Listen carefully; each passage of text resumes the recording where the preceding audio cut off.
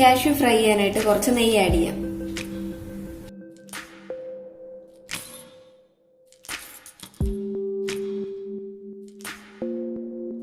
Cashew fry ചെയ്ത നെയ്യിലേക്ക് തന്നെ 1 cup റവ ആഡ് ചെയ്യാം.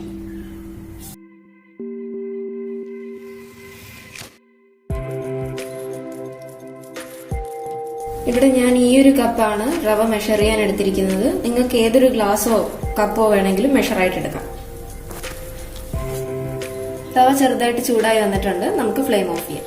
റവ എടുത്ത കപ്പിന് 2 കപ്പ് വെള്ളം ആഡ് ചെയ്യാം.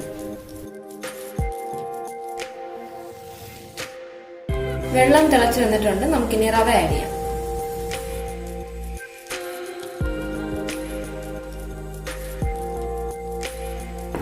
ഒട്ടും ലംസ് ഇല്ലാതെ വേണം നമ്മൾ റവ നല്ലപോലെ ഒന്ന് മിക്സ് ചെയ്തെടുക്കാൻ. റവ എടുത്ത കപ്പിന് 1/4 കപ്പ് പഞ്ചസാര ആഡ് ചെയ്യാം.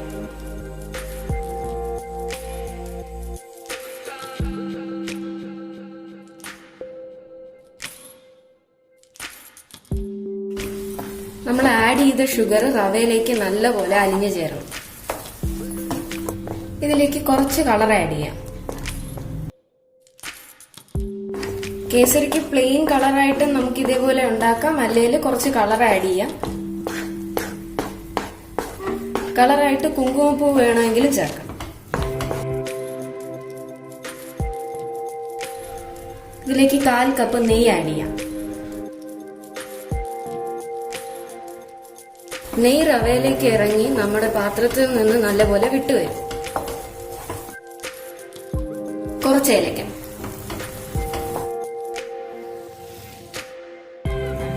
നേരത്തെ ഫ്രൈ ചെയ്ത് വെച്ചേക്കുന്ന കാഷ്യൂ,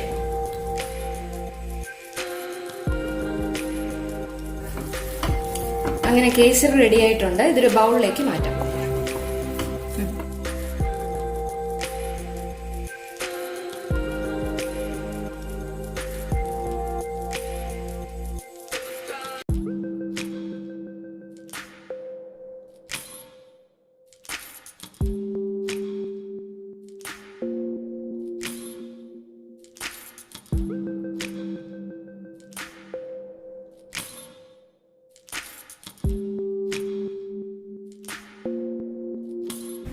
അങ്ങനെ നമ്മുടെ കേസരി റെഡി ആയിട്ടുണ്ട്. കറക്റ്റ് കൺസിസ്റ്റൻസിയിലാണ് നമുക്ക് കിട്ടിയിരിക്കുന്നത്.